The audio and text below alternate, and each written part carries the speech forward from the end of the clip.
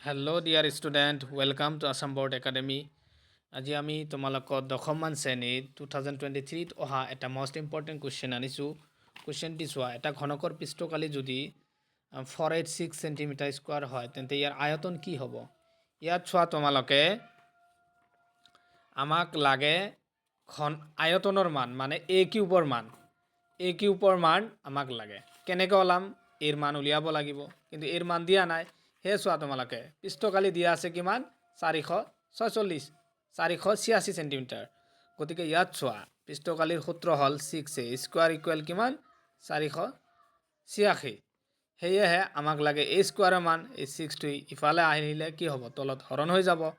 হৰণ হ'লে কিমান হ'ব? এ স্কুৱাৰৰ মান হ'ব 81। আমাক লাগে এৰ মান, স্কুৱাৰটো এইফালে আহিলে কি হ'ব? ৰুট অভাৰ আহি যাব।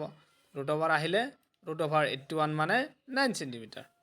সেয়ে আমাক লাগে এ কিউবৰ মান। যেতিয়া 9 কিউব কৰি দিম, তেতিয়া আমি আয়তন উলিয়াব পাৰিম। সেয়ে এই 9 কিউব মানে কিমান? 729 চেণ্টিমিটাৰ। গতিকে অপশ্যন ডি হ'ব শুদ্ধ উত্তৰ।